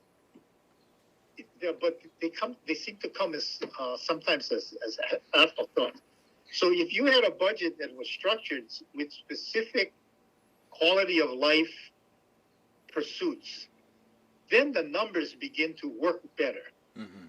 And it's not that OHA, no way that they can rise to the level that's needed in order to provide the answers and the kind of support for things like access to healthcare, access to housing, access to whatever. It requires that we work with the rest of the community because you have OHA doesn't have anywhere close to the kind of revenue to actually run their own programs if the goal is to service as many people as we can. We already have organizations around, some Hawaiian, some are not, that deal with these issues. So what OHA needs to do more of, it's not like they don't do any of it, is to partner, to leverage our money with the state, leverage our money with the city and county, leverage our money with the organizations, with whoever they might be. That's the way to get the biggest bang for your dollar, And then as you're leveraging your money in agreements that partner you with various community institutions and organizations, now you're working the ground. We're into every aspect of what makes Hawaii tick. And that, I think, should be OHA's major goal as the Hawaiians. I don't know if that makes sense. If I'm making sense. Dig it. No, I dig what you're saying.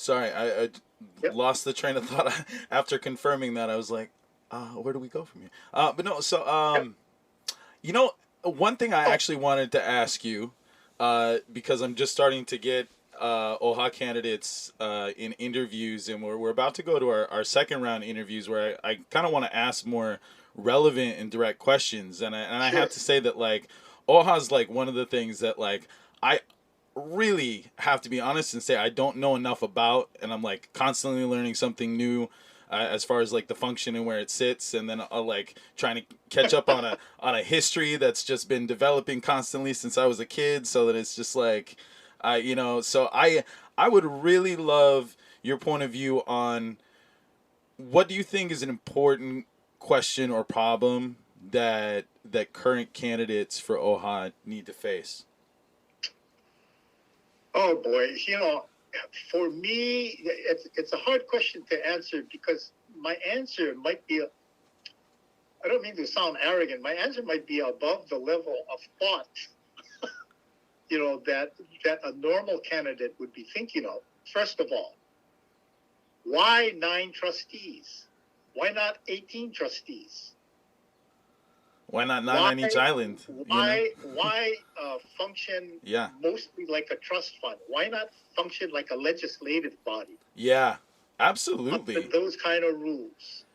I dig that Why idea. are the districts the way they are, Yeah. where neighbor island trustee candidates, there's no way for them to get elected without Oahu. Yeah. Stuff like questions like that, Yeah. I think OHA needs to, and these are huge questions. What if we went to a moku system? Yeah, I was really surprised that for all of my understanding of what OHA aimed to be, that it wasn't more of like an alderman system that could sit on like a closer level to the street than the city council member, Yes. Like have some kind of hybrid of a city council member meets a state rep, and they could float between the Fed and the local level and have liaison points. Kind of, I mean, it almost needs to be like a lobby meets a nonprofit lobby, more or less. But yeah. Yeah, like it should be sort of, I think, more like a legislative body than a trust fund body. Rather than like a Kamehameha Schools trustees or Liliuokalani Trust trustees. Yeah. Should be more of a legislative body than that. And I guess the way I would define that is that when you're serving as a trustee, you are serving what the English word beneficiary says. What does beneficiary mean? It means, what is the reality, let me put it that way, of beneficiary? Beneficiary means you are dependent on a third party for whatever it is that you're supposed to be getting. As opposed to, if it were a legislative body, you would be citizens. That's a whole big difference between being treated and being thought of as a beneficiary versus being thought of and being treated like a citizen. So OHA needs to, that's what would happen if they could ramp up or, into more of a legislative body and make Hawaiians feel more like, their voice really counts, et cetera. And then I think we get more people. Oh, let me jump back real quick to the question about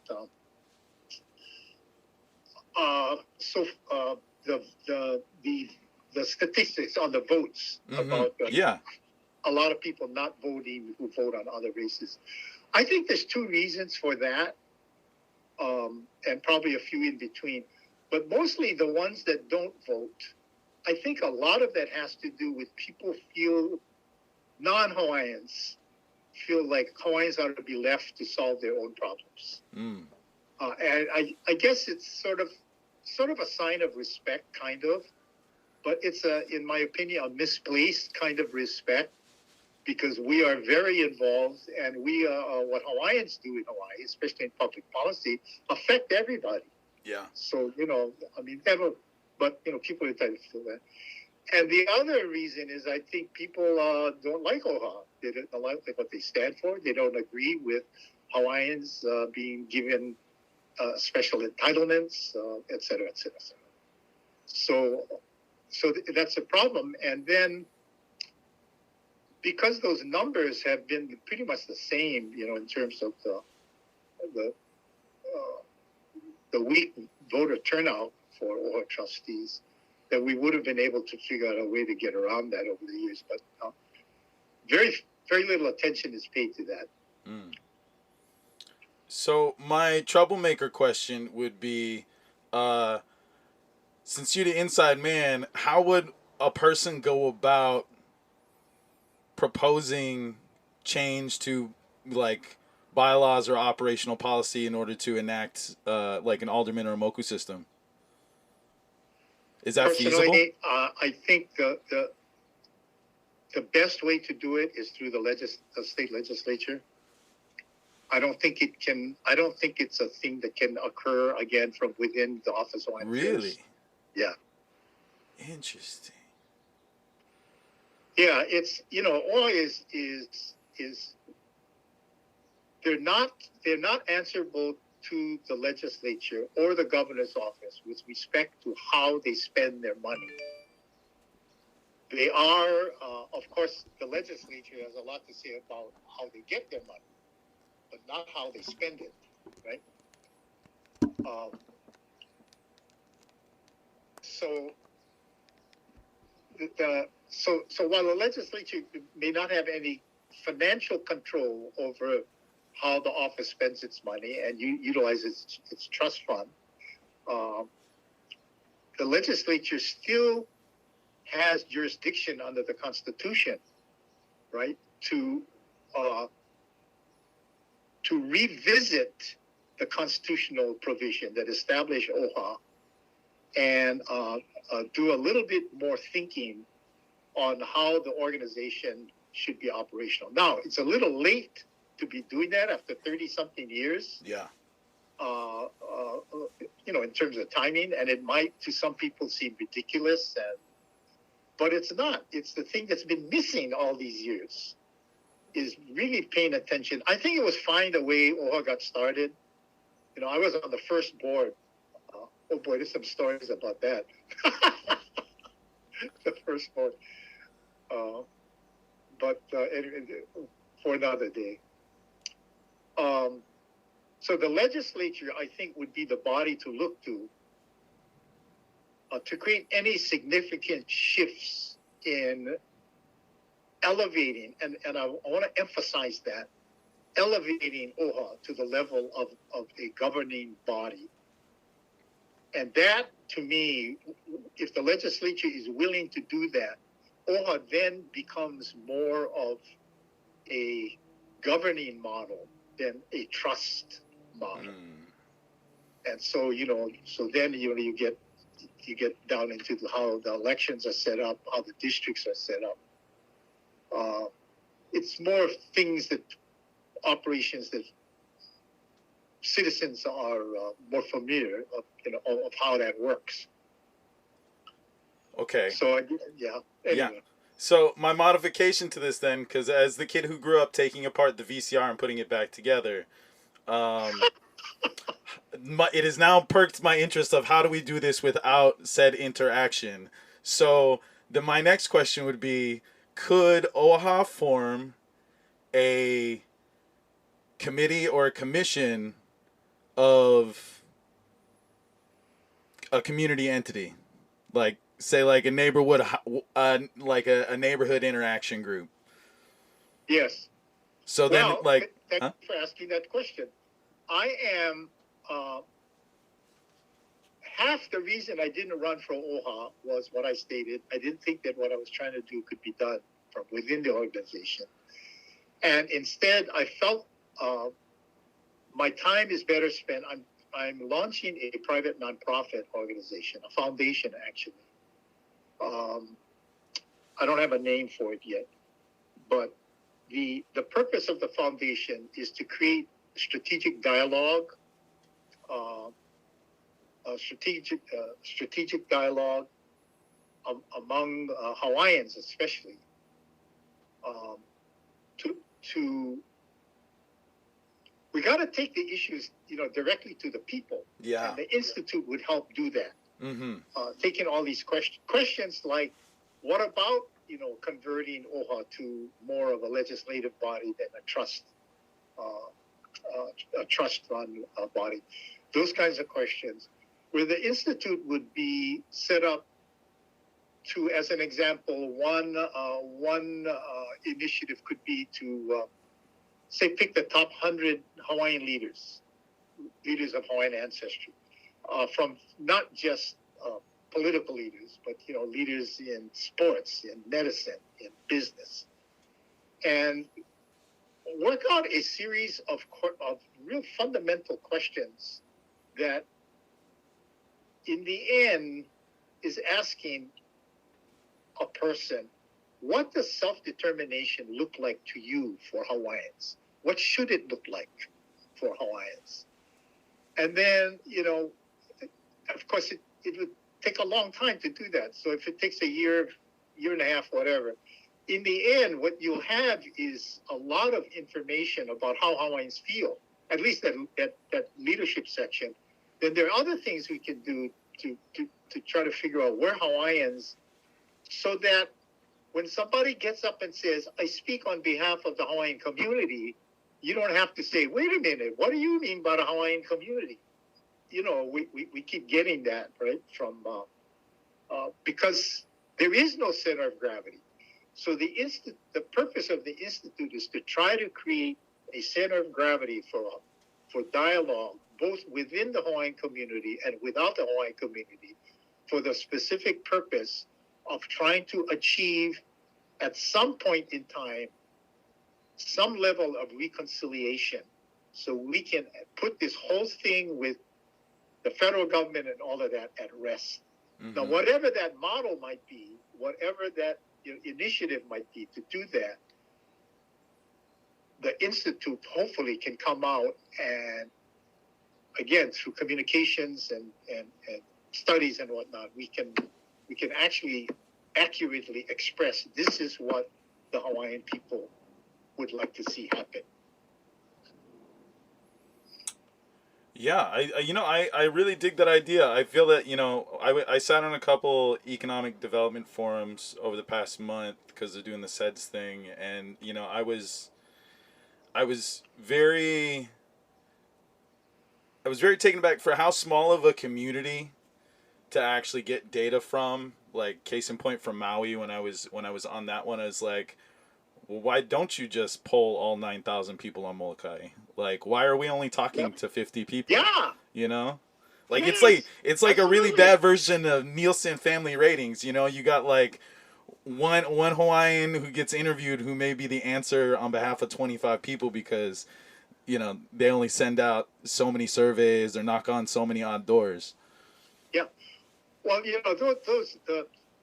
the opinion polls and the surveys, a lot of that is determined in terms of the size of the sample, is the expense.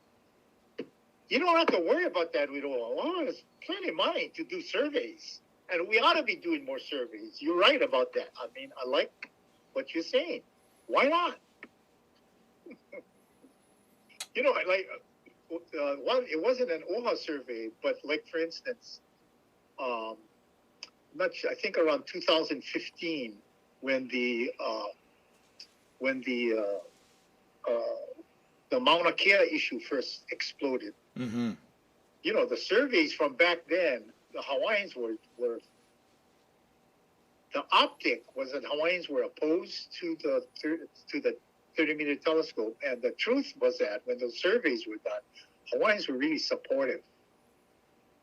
And the difference was that those who opposed it, and I'm not talking, I'm not supporting, or I'm not saying one thing about one way or the other.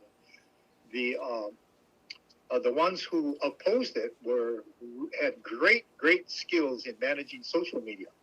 So they were able to generate the notion that the Hawaiian community was united in opposing the TMT. And out of that came a lot of different issues. But why not? Why wouldn't OHA do a survey on that to find out exactly how Hawaiian feels? Now, this doesn't mean that they have to do.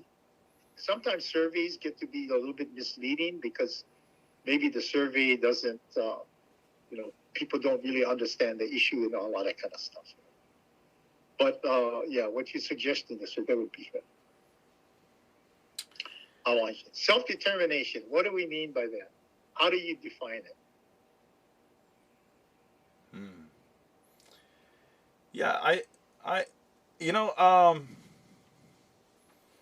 since you brought it up, I feel that that's a good segue out of OHA, but still OHA related in terms, I guess, especially per the survey. Like, and I really do like the fact that you brought up that statistic just as far as like optics, because as someone who, like, I support the advent of science and everything that it brings us, but then there's also a respect for, like, where we come from, and then, like, seeing it from both sides, just because it's like, there's obviously a lot of good intent from those against it, and then we have, even though there is a vocal majority that says it's for it, a lot of what stands to be gained isn't really in the end, like, effectively positive, or am I missing something, because, like, the super science nerd in me goes, well, why would we even put that there if we can put things on the dark side of the moon now? Like, do we really need to put it there? Because, like, we could set up a moon base.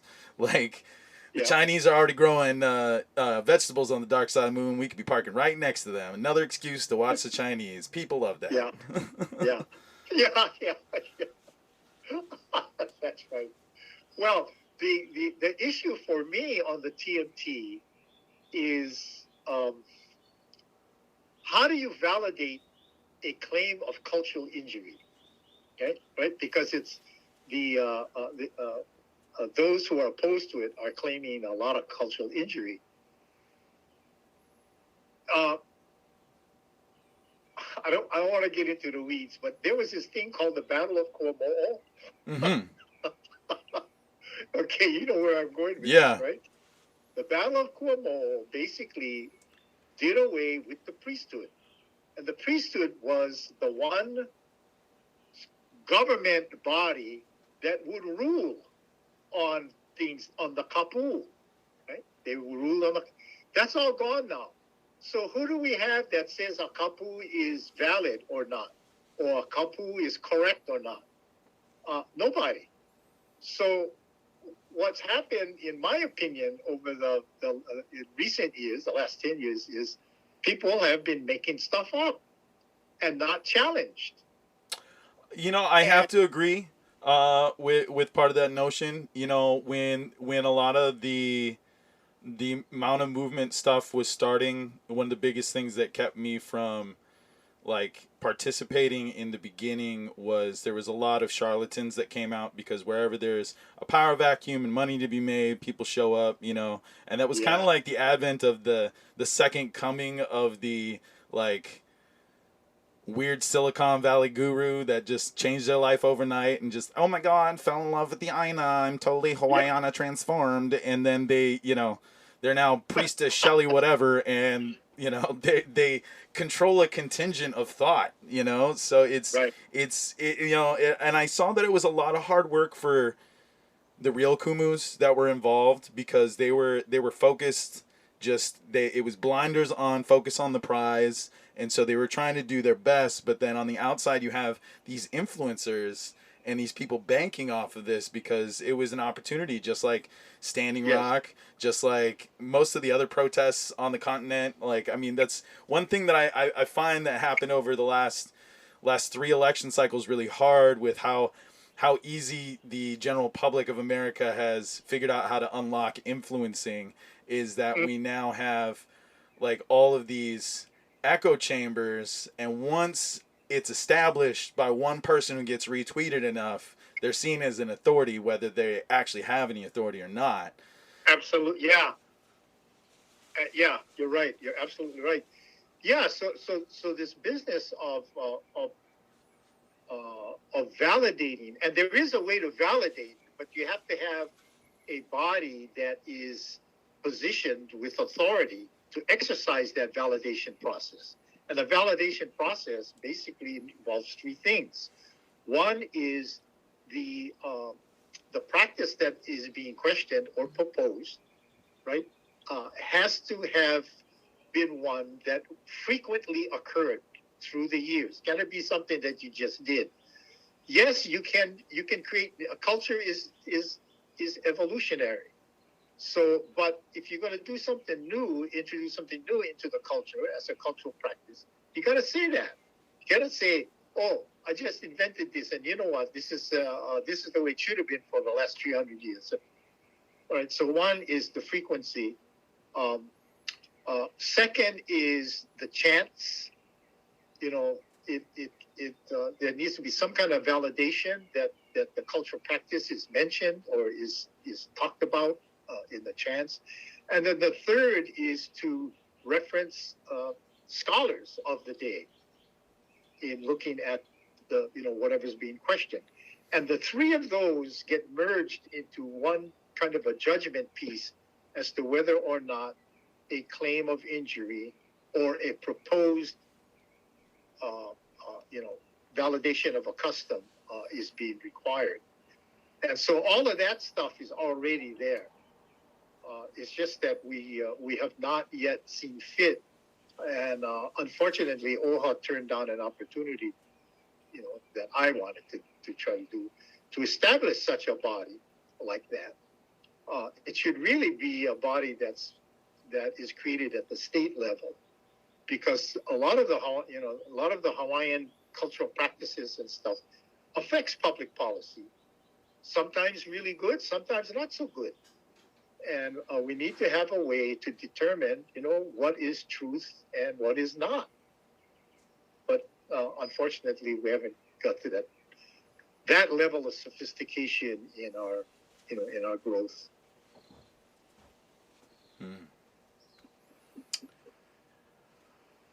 Well, I think that was enough in the weeds on TMT, because like I absolutely appreciate your moderate sensibility on it, because like, I mean, that's been the hardest part for me, is that like I know what they're trying to say when they're fighting against it, those with any good intent in their heart for it.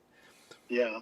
But and both sides are passionate, about how to feel on the side of the support of the TMT. It's not so much the TMT. It's they go back to the night of Po, the creation, and reaching out to get to the place where we started, where our ancestors, were birthed. That is a huge part of the culture. But that part and the TMT, like, let me put it this way. The most astounding thing when Captain Cook came of the stuff that he brought, like Hawaiians blew their mind to have metal to make weapons and and wood and all of that. But the one thing for especially the warrior class, the Ali, was binoculars. The binoculars blew them away because you could see. Yeah. So the TMT kind of would have, from a Hawaiian perspective, would function like that, allow us to see back in time, to go back, to the night of Po. I always thought that was a really fascinating alternative, a fascinating reason to support, the TMT. It becomes our binocular system. Yeah, absolutely. I mean, there's one thing that I've always been thinking about when looking at that little like change in history right before like overthrow and statehood, but I mean as where we were as a learned society and how educated we were, and it just seemed that like we had a much more like before common era old world system compared to the Western world. We were still connected to that piece of like, pre-biblical times, Yes. and I think that there was a lot, there was a lot more openness of culture because of that. I think that we, it seemed to be, and especially like reading what books are still available or at least have been scanned now, is that like there was a leaning towards elevated, engagement with higher thought, and it wasn't always this clear cut like religious or deities or anything. It was very much like being in old world Egypt, in that sense of just like Oh people yeah, have gods, yeah, people, it's things you do, and so, and then it just didn't completely define people, because as a community, that's what mattered more on that tribal level of community. right. Yeah. And speaking of tribal, that's another thing that I don't have any data or way to explain it, but I don't know. My impression is we're more tribal now than we were pre-Kamehameha the First. Give that some thought. Yeah, no, I mean, we became a very, protocol, bureaucracy, like understanding like our monarchical and like essentially like faux parliamentary system that operated inside of it. Like Yes.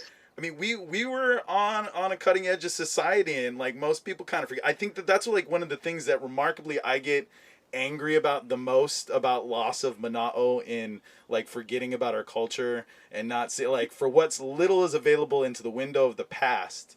So much tells me that like, we were, just as capable as any other first world nation. We just, didn't have some of the bells and whistles, and that was more out of the fact Right. that we had the time. We had centuries of data and understanding. The thing that always like I've always like carried with like a oh my god thought in my head since I was a kid was just like Yes.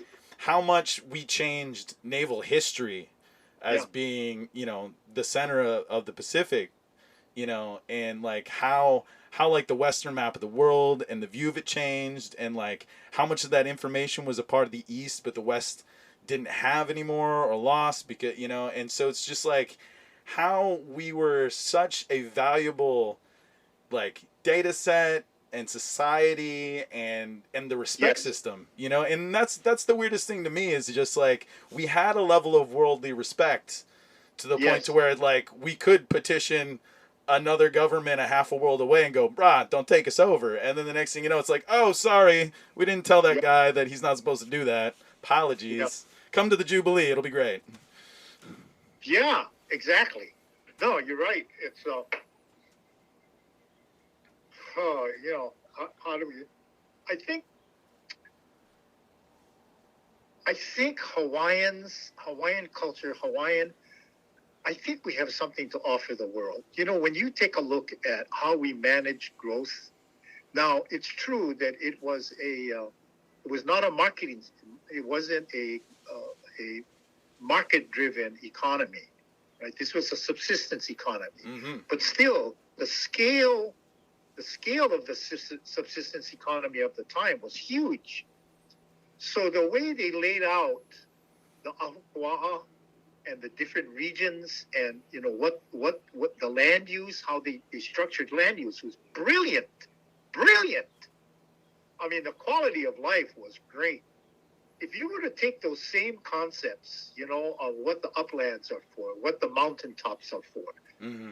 back to the TMT, right? Why am I all the way down, right? So the ahupua'a is top of the mountain out to the outer edges of the reef, all within the ahupua'a.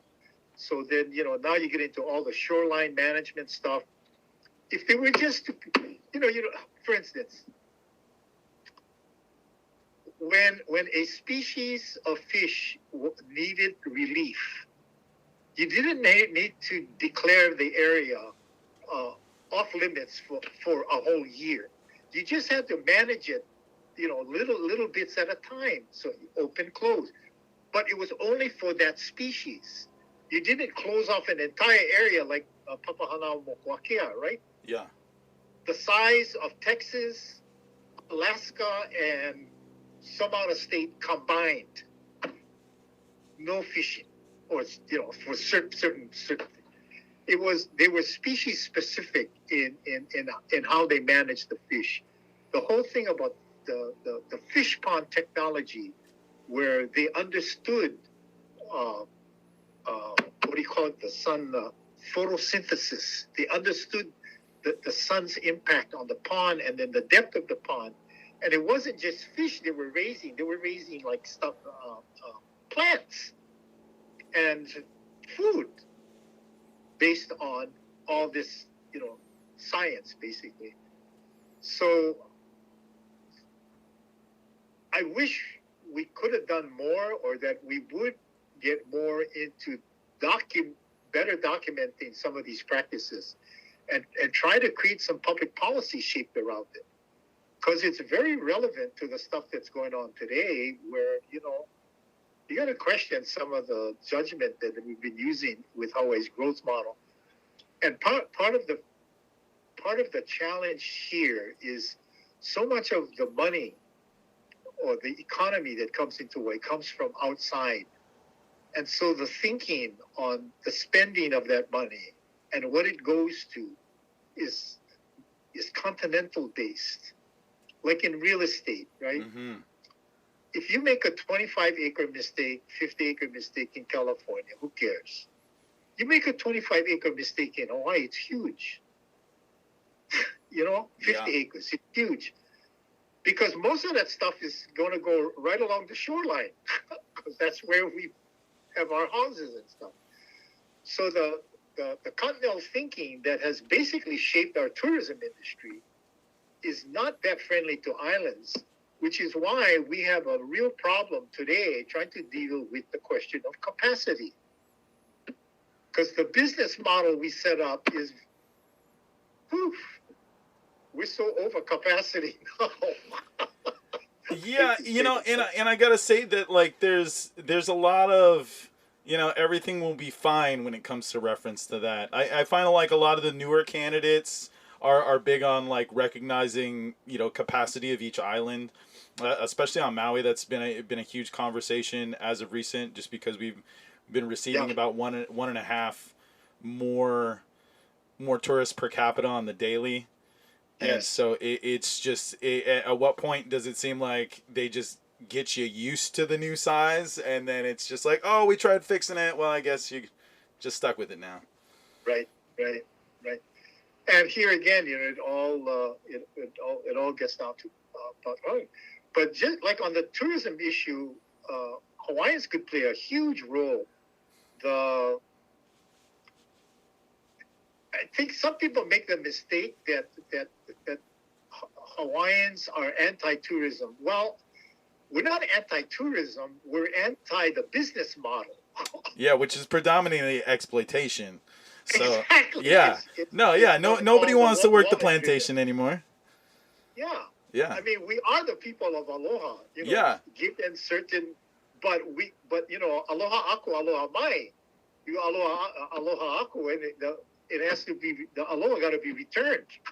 It's not a one-way street. Mm-hmm. People mistake that about Aloha, that you just throw Aloha out there and whatever happens, happens. No. That's not the way it works.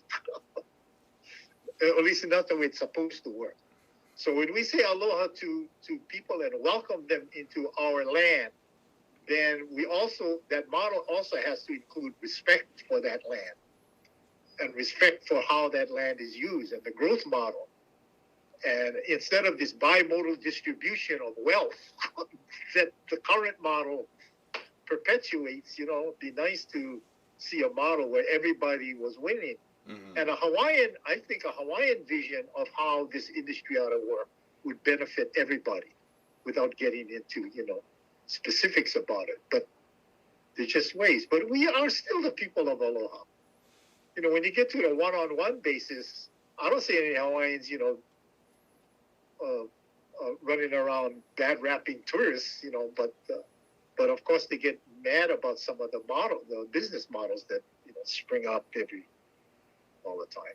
Yeah. So, I've always kind of thought that like that would be our casino, like, because I'm not really big on the idea of casinos. Like, that already comes with enough issues, and continental natives, that's their own can of worms, and I'm kind of, but then sometimes I'm like, wow, we happen to be the one race that got the 40 acres and a mule, and it's not working out, and it's just like so like that. There's always been this like weird area as far as like being Kanaka and just looking at the like how the different indigenous systems were treated in like the handout category. Right. But Yeah. like, I think it also allowed us a lot more freedom that we just don't realize that we have to exercise, because we've been put in a more access to legislation position and, you know, control of those funds if we would actually exercise the use of them, you know. Right. Yeah. Yeah. Mm. Hey, you know what? Sorry, I have a noon thing. I gotta go get ready for it. Absolutely. But hey, anytime you want to talk story, man, let me know. Absolutely. I could talk story with you all day. There's so many questions I have, and I would love to have you back on in the future. Anytime, just give me a call. I love talking to you. One of my I don't get to talk to a lot of people, so I really enjoy doing stuff like this. Dig it. Yeah. So just let me know. Okay? Right on. Well, you have a wonderful rest of your day then. I'm sorry? I said you have a good rest of your day. Yeah, you too, Kawika. And yeah, keep it up, man. You really, your podcast is really, really good. We need more people like you. What you're doing is exactly the kind of thing that I would love for the institute I'd like to create to really, adopt. Okay, take care. You too. Aloha. Right. Aloha.